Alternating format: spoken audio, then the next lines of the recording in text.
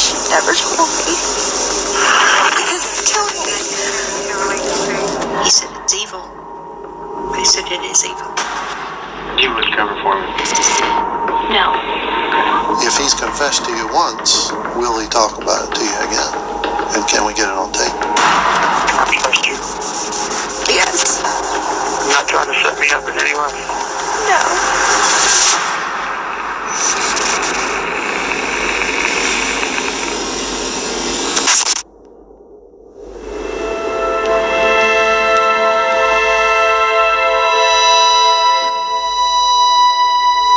Now it was December. We were voting on the vestry, and Doug was up for one of the places. So we said, well, let's go check on her.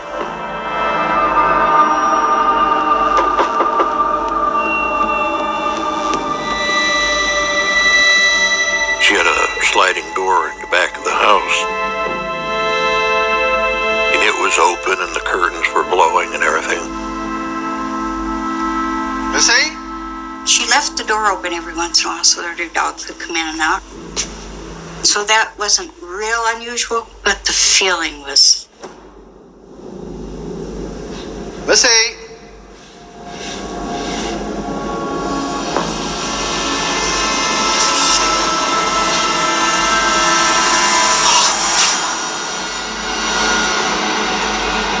He said, don't come in here.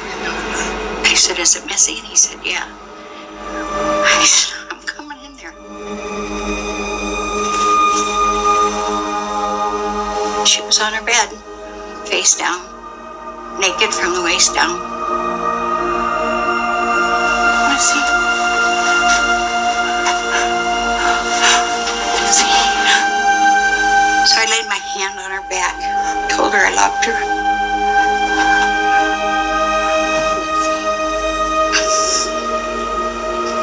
It was so cold.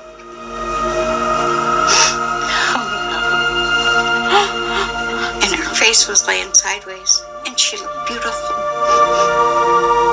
But I knew she had real bad injury in the back of her head. There was blood in her hair, and she was face down, and her hands were bound with one of those zip tie things behind her back. It was just ungodly, you know. That's my daughter, and she's dead, and she's gone. 911 emergency.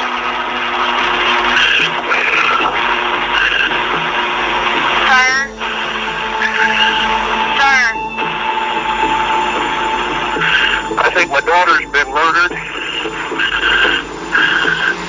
Okay, why do you think that? Well, there's blood on the back of her head. She's not bleeding, and her hands are tied behind her. Her hands are tied behind her? Yes. She's laying on the bed face down. She's not breathing? No. No. 36-year-old Missy Atkins was the bright light of her friends and family. She had those bright, blue, sparkling eyes that just spoke volumes about who she was as an individual, compassionate and fun-loving and kind and just a beautiful spirit. 1, 2, 3, 4. Missy's 5-year-old son, Lucas, was her world. They did karate together. When Lucas was 4, they joined karate. And it was a bonding thing, you know. Hey, excuse me, mister. It was very natural for them. Watching Missy with Lucas was just, they were buddies. Every choice she made, every step she took was about Lucas. Come on in, it's open. Missy shared custody of Lucas with his father, Scott Reynolds. Hey, buddy. How you doing? Scott got him every other weekend and on Wednesdays. We gotta get going, man. Well, it was Scott's weekend to have Luke for that weekend. Okay, you two have fun.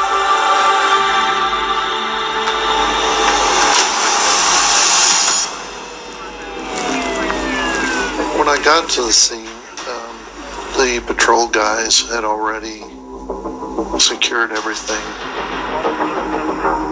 I can't imagine how hard it is for Doug and Linda to find your child like that.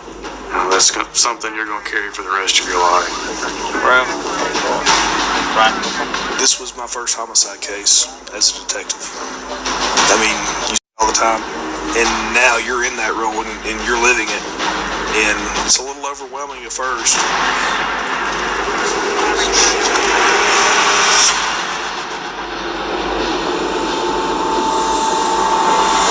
You start working the scene, gathering any kind of evidence that you can. You know, you want to look at everything. You know, what's normal for that household, what's abnormal. We did find a muddy footprint inside the back door. The tracks actually went in, and we could see some additional mud going down the hallway into Missy's bedroom. Somebody was there long enough to actually bind and secure her. Zip ties tied around her wrists. If you're bound from behind, and dressed as she was, being in the bed, then there's always the possibility that she was sexually assaulted. She was killed right there on the bed. That was pretty clear. And you could see where the blood was pooling and pouring off the edge of the bed. She had, from what we could tell at that time, 3 to 4 gunshot wounds to the back of her head. Shot point blank, I'd say. When Melissa was moved, we found a projectile on the mattress. It was a .32 caliber, so it was a fairly small projectile. The projectile can be a very important clue. You can start narrowing down the type weapon, the type of ammunition, who might have access to that. The way that she was found, and obviously the gunshot wounds that were to the back of the head, it looked like an execution type of murder. As the forensic team scours the crime scene for clues, Missy's parents are interviewed by the detectives. All right. I'm ready. I'm sure your brain tells you not to remember. You know. It was a very weird sensation, the whole thing was. Like you were watching a bad B movie. When was the last time you saw her? Roughly 8 o'clock last night. Last night? At our house. Okay. She had spent most of the day with her mother. They had gone and done some shopping. Smells so delicious. Hi, Daddy. You're back already. We are. Great. With Lucas at his dad's for the weekend, Missy spent the day planning her son's 6th birthday party. Did you get everything? We did. Check it out. For the karate party. Gotta love that. Yeah. That was probably the best day Missy and I ever spent together. Got enough stuff? I think so. We giggled and laughed and talked and went over life. Oh my goodness. And then she got up to leave. Thank you. Oh, Thank honey. you for today. Okay, Missy. And I've never done this before, and I begged her to stay overnight. I never asked her to do that before. Dad, I'm gonna hit the road. But Missy was planning on going to Walmart that night and said she'd see them tomorrow in church. I'll phone you and make sure you're awake, okay? All right. Enjoy dinner. Bye. Bye. Ciao.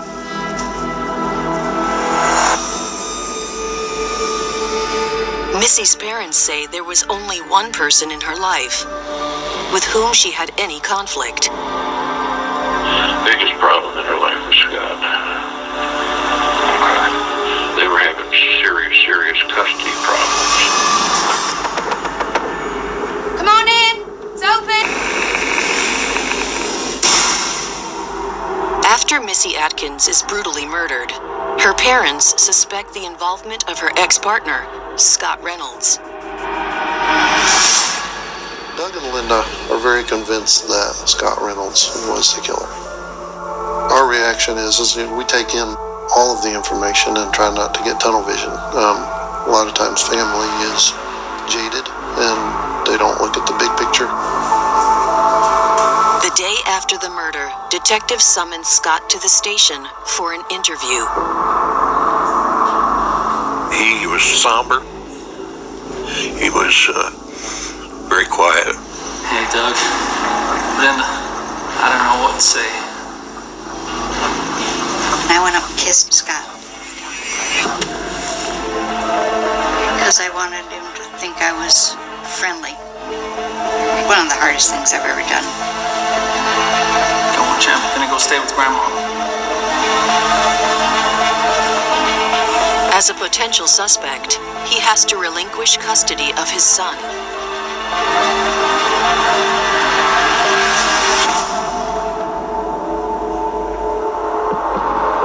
Police find Scott candid and ready to help in any way he can.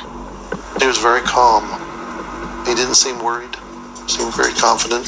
And I tried to make him feel comfortable so that he would talk. I know we spent a lot of time, and it's a bad hour, but I want to really out. Okay.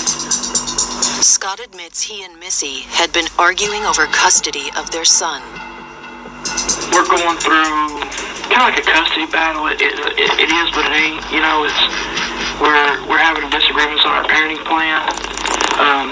You know, she wants him at her house every night of the week during the school year, and I just want equal time with him. Clearly, he's not happy with the situation. But it was his weekend to have Luke, according to the custody. This past weekend, what was your plans? I mean, where did you go? I've got a friend that has a house out there. She's got a house with 50 acres, and we just go out there and go hiking and whatever, you know. Cool. Kind of getaway kind of thing. Do you stay in the house, or do you stay in? I stay in the house. Who's your friend? What's your friend's name? Her name is Eve Barker. Scott tells detectives he stayed at his friend Eve's house all weekend with Lucas and Tanner, his 18-year-old stepson from a previous relationship. Anytime somebody gives a statement, if they've got an alibi or a story as to where they've been, then we're going to double check that. Police call Eve Barger in for questioning. So your friend Scott? How do y'all know each other? We met in September online. Okay. It seems Scott and Eve are more than friends. They've been dating for almost 3 months. He has told us that he was at your place this weekend. Yes, sir. Okay. Can you give me a brief rundown of when he got there and what all went on? He had told me earlier in the week that he was going to bring the boys hiking this weekend. So they ended up staying the night? Yeah. All three of them? Yeah. Saturday night. I went to bed at like 11. Scott woke her and told her he was going to take Tanner out deer hunting. I don't even know what time it was, about 4:15 or so. I didn't look at the clock, but he came in and told me that he was going to take Tanner out to a tree in the woods or something so he could hunt. Could I please listen for Luke? And I said yes. While Scott was out of the house, Lucas had woke up, and I believe he was crying and upset for some reason. And he got into bed with Eve, and then when Scott got back, he got into bed with the two of them. He had come back in the house, so... Scott had? Yeah. She corroborated Scott's interview. Eve tells them they got up later that morning, around 9:30 a.m., and spent Sunday together before Scott left that evening. I believe he was on his way back or had just left and received a phone call that Missy had been killed. To double-check Scott's alibi, detectives pull in his stepson, Tanner. Tanner did say that it was about 4 o'clock that he was taken out to the deer stand. He said that he was told by Scott that I'm going to go back, but if I hear a gunshot, I'll come back. After he left Tanner, Scott came back to Eve's bedroom around 5 a.m., leaving just 1 hour unaccounted for. Scott Reynolds would have had to travel some 50 miles back and 4, so 100 miles. So time was a very big concern. Did he have the time to leave, get in the house, kill her, get back in the car, and get back? Investigators calculate the driving distance and time and conclude he did not. Scott's alibi was solid. It did seem to be falling into place that he was telling the truth. Police are back to square one. They need a new lead. We've got to learn as much as we can about Missy. Each one of us has our own personal lives that we don't share with everybody, maybe not even with family. So we've got to pull that out as much as we can to find out the hidden information that nobody knows. Start looking towards who might be another suspect, particularly who she might have talked to last. Missy's parents told police she was headed to Walmart after she left their house that night. Queued up to 8 p.m. So investigators pull the security footage and start hunting for any sign of her.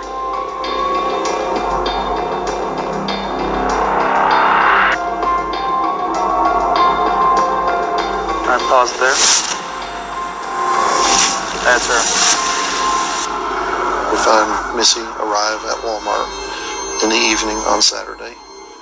She comes in by herself. Clear from there. Cameras show she entered the store at 8:52 p.m. You don't know if she might have run across the wrong person or she might have been followed afterwards. She might have made somebody angry. We didn't know. Alright, where should she go next?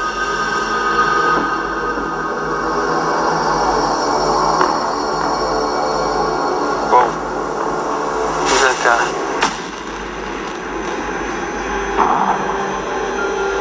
At 9:30 p.m., a mystery man approaches Melissa, wearing a gray sweater and black cap.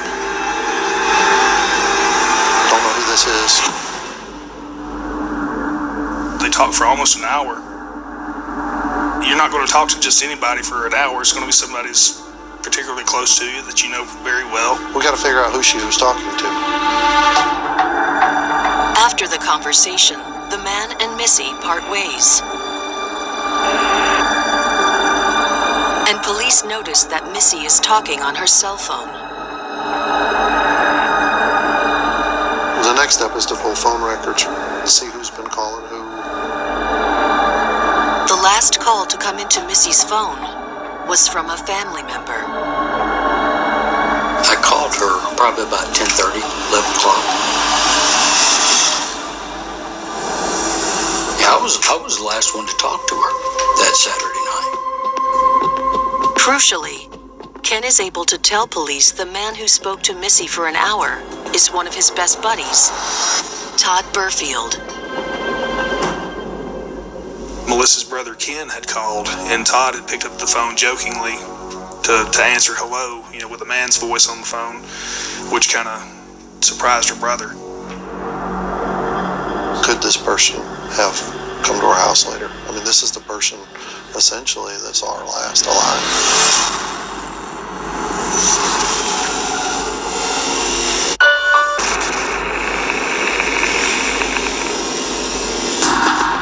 Walmart surveillance footage shows her talking to family friend Todd Burfield the night she was murdered. We've got to interview Todd Burfield and find out who Todd is and what his relationship is with Missy. Todd tells police he's known Missy since becoming friends with her brother in high school. How would you describe the type of person she is? Mellow, is a great person. You can tell she's a good person. She's just always got the big eyes. It was a very close friendship. Nothing romantic or anything involved like that. But he also talked about how if he weren't married to his wife, Melissa would be the type of person that he would want to be with. So I talked to her and realized that she's a great person. Todd's interest in Missy puts him firmly on the suspect list. He claims that after he spoke to Missy, he left the store and drove home.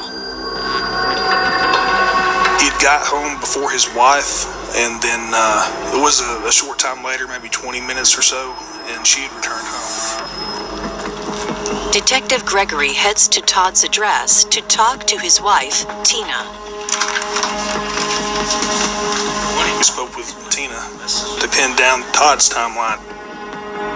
She tells the detective her husband was home when she returned around 11:30 p.m. We're able to see on the timestamp of the Walmart video that Melissa had left Walmart at 11:30. So we were able to exclude Todd from the suspect pool. It's a major blow to the investigation. But as one avenue shuts down, another opens up. They receive a call from Missy's attorney, Mitch Shannon. Melissa had hired attorney Mitch Shannon to help her with the custody and visitation issues. She would come in for a meeting with the attorney, and during that time, Scott Reynolds would call her constantly. He said it sometimes as much as 15 times.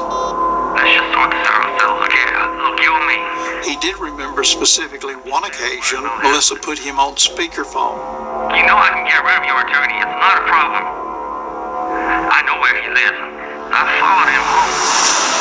He said, I know where your attorney lives, and I can take care of him. Scott's frustration with the custody battle was threatening to turn violent. It appeared Scott Reynolds was somebody who wanted ultimate control of everything and everybody, and that he saw that Melissa was taking that control out of his hands.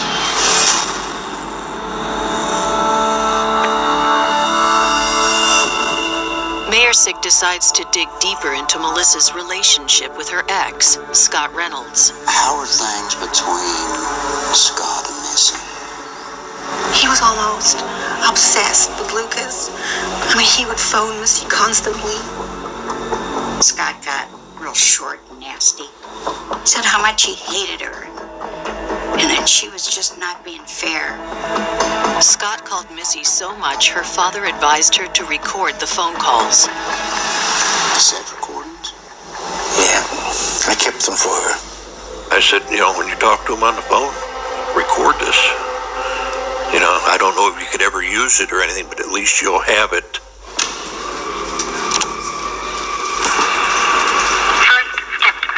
The first recorded messages concern the date of Lucas's birthday party.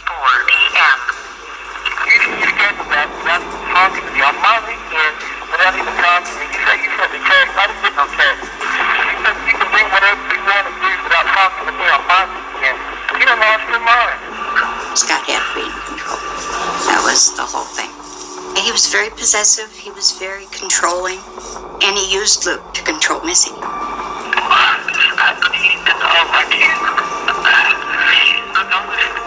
You think I'm acting crazy over nothing.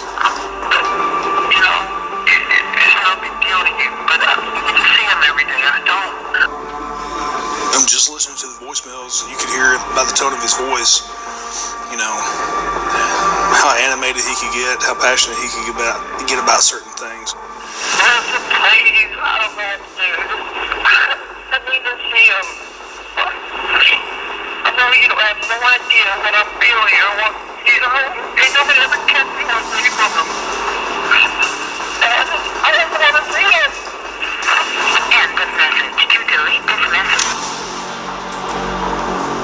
Potentially, he's going to lose custody of Luke. With Scott now back under suspicion, the police are eager to speak to him again.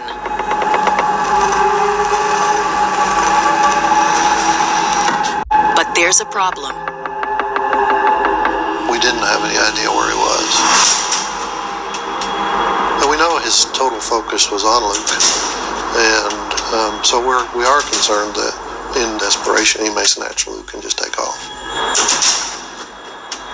the chief of police told us that we needed to get out of the house, go to one of the hotels, get a top floor room under an assumed name. And he says that we'll have police protection there 24/7.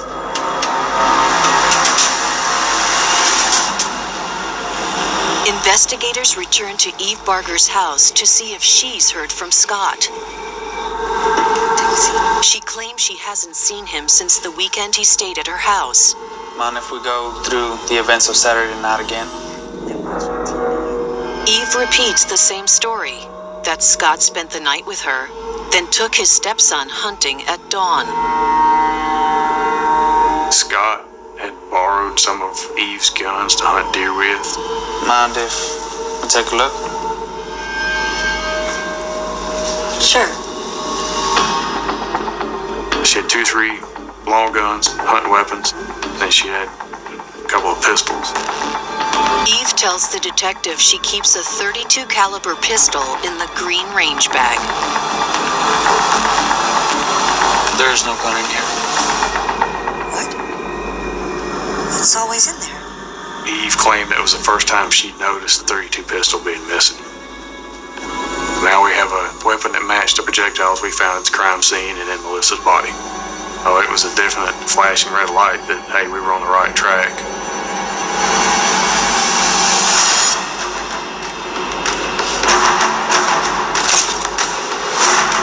Eve's car was taken to the TBI lab, and then they conducted a search of it.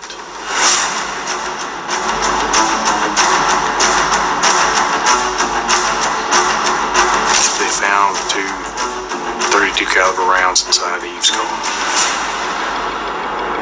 Well, that's a huge moment. Experts confirm the bullets in Eve's car match those found at the crime scene. You know, that was as good as having the gun. That would narrow the suspect list down to whoever had access to Eve's car, which would have probably been either herself or Scott Reynolds. Police launch a full search of Eve's property. Eve Barger lived in Lewisburg, Tennessee, more of an isolated area. Living in a rural setting, you either have to haul your own garbage off or burn it. So Eve had a burn barrel to burn the trash. We found some rivets from a pair of jeans, and we found part of a Wrangler label. When was the last time this was used? Sunday. Sunday last? Yeah, Scott used it. When we talked to Eve, you know, what was Scott wearing when he came up there? Scott was wearing Wranglers when he came up. And when he went home Sunday, he wasn't wearing Wranglers, he was wearing a pair of khakis. Police now believe Missy was killed by either Scott or Eve. They just need to prove it.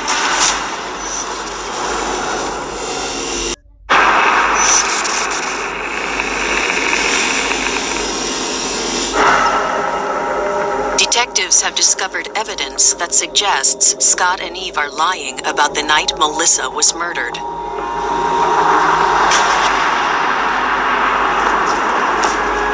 The pressure is mounting, and it's not long before one of them cracks. Miss Barger, how you doing? Eve came in, and I had a photo of Missy. And she looked at the picture, and she started crying. It's about that night. The night Melissa was murdered. And she said, I've got to tell you something. I haven't told you the whole truth about the night that Missy died. Scott did wake me, but I can't be certain of the time. Eve. I'm taking Tanner out to the deer stand. Watch Lucas for me. Okay.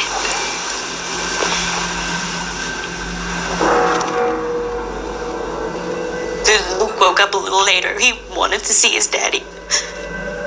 I stayed up with Luke until Scott came home. She said he got in bed and he was still dressed, had his jeans and his shirt.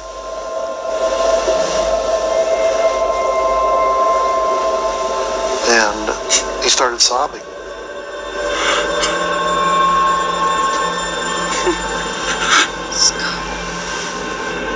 And she's like, "What's wrong with you?"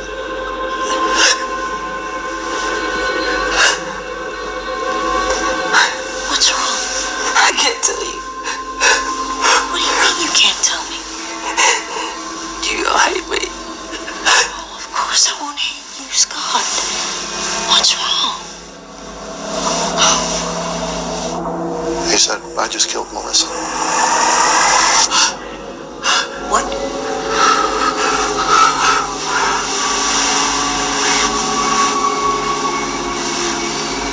And then he just came out and told me he killed Melissa.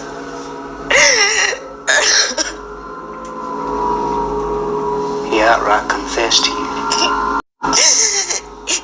Yes. The next day we woke up and he acted like nothing had happened. That's a hard position for her to be in. This is a guy that she was in love with, or thought she was in love with. But now she's got to protect him or turn him in. He was just pretending like everything was normal. He took the burn barrel out and burned some trash. Did you see what exactly he was burning? No, I didn't.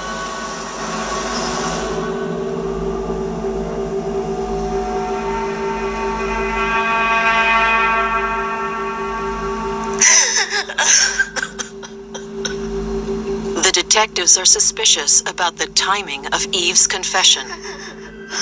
I was a bit aggravated at the fact that Eve had lied to us and had not come forth the very first time we had talked to her. The fact that she was not telling us everything initially was concerning. Could she have been involved and now she's trying to get herself out of it? I thought, well, if he's confessed to you once, will he talk about it to you again? And can we get it on tape?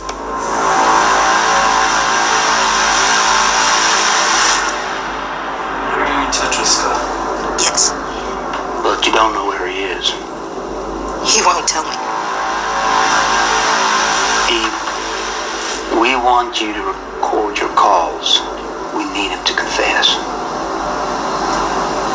If she'd refused, then it might have been an indication that she had more to do with the murder than she was initially saying.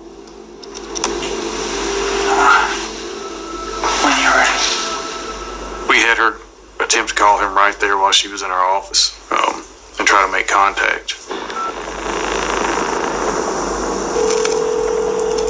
I was very scared at that point. Knowing what I knew, I was afraid that he would obviously try to come back and do something to me. But I knew that I could do it and I had to. I couldn't live with myself if I didn't do that. Hello? What are you doing? I'm trying to get a hold of you. I'm sorry. Where are you at? Can't tell you. What do you mean you can't tell me? Because I know that something's going on because you had your phone off and you wouldn't answer it. Obviously, him refusing to say where he was and commenting that something's going on, he knew we were on to him. Are you being honest with me? Yes. You're not trying to set me up in any way? No. I just wish you'd never told me. What? I just wish you had never told me. Because it's killing me. When you listen to the tape recordings, that was the most important piece of evidence to rule her completely out and again shine the light back on Mr. Scott Reynolds. Can I trust you? Yes. But despite Eve's best efforts, Scott says nothing incriminating. Police give Eve a recorder so she can continue taping their calls. The goal was to get to the truth, and by getting Eve on the phone with Scott, it was going to come out.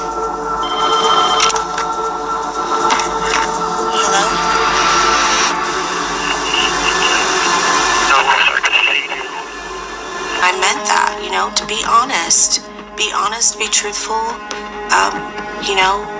Maybe someday you would have a relationship with your son. Even what I was seeing, it wasn't enough for me. Even what? I said, even as much as I was seeing him, that wasn't enough for me. I just wanted to be his parent, and all I can. I felt more of like a therapist in that moment, because obviously he was breaking down. How do you think he would feel if he had to grow up without both of you guys? He's gonna have to. I wanted him to say it. I wanted to get it on the tape. Think of how much better you'll feel. Think of how much more you won't have to carry around. I remember feeling, I just wish he would say the words so it could be over. Children go every day and see their parents in jail. Every day. Not for killing their mother.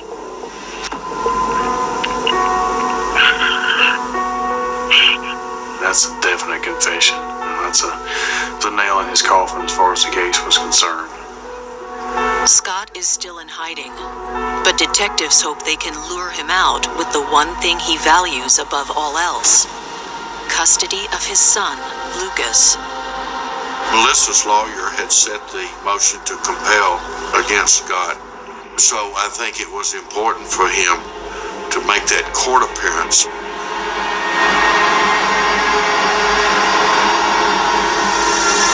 I wanted him to show up. I wanted him to be there so that we could arrest him.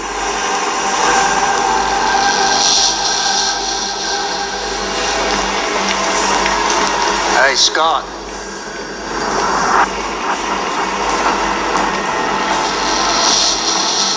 So, hey, Scott, I need to tell you, I've got a warrant for your arrest. You're under arrest. Didn't fight, didn't argue.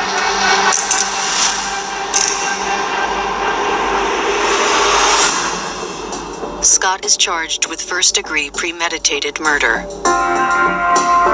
At the trial, the prosecution presents its case of a plan that began unfolding late Saturday night at Eve's house. Scott planned it out ahead of time. He went to Eve's, fully well intending to get up in the middle of the night and slip out. With the household asleep, Scott takes the .32 pistol and Eve's car keys. In the dead of night, he drives 50 miles to Melissa's house.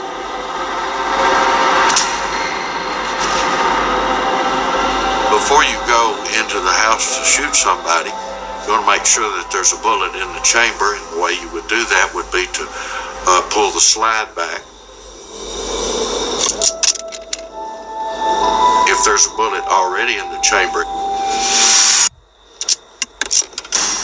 it will be ejected and another will load. 2 bullets ejected, one by the seat and one in the boot of the gear shift. Scott heads for the house, leaving 2 vital pieces of evidence behind him. He sneaks in through the open back door.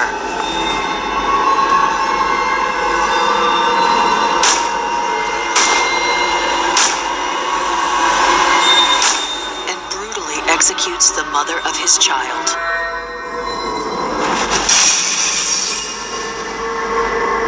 I don't know why she was left on the bed in that manner. There was no indication of any sexual crime. But I thought that either he was trying to stage the crime scene to look like something more had happened than did, or it would be a way to humiliate her, to leave her post that way. Police suspect Scott returned to Eves and took Tanner hunting as an alibi for his actions earlier that night. Ms. Reynolds, you've been charged by Detective Ralph Myrick first-degree murder in the death of Melissa Atkins on about... Scott is a very selfish individual.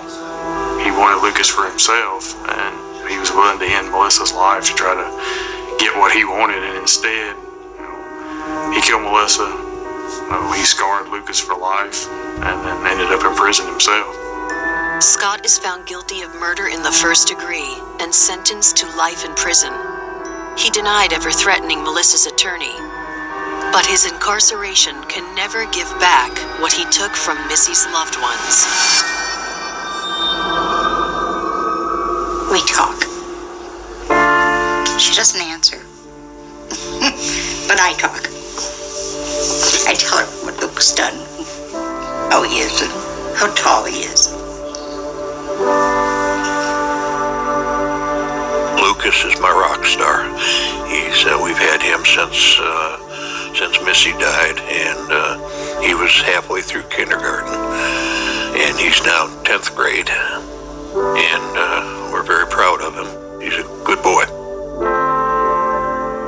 Now 16, Lucas is awaiting his 18th birthday, when he will legally be able to lose his father's surname and become Lucas Atkin. On the 16th of December, just the day she died, a lot of the family comes together, friends of the family, and we just spend the entire day being together, eating, just kind of being with each other to remember her.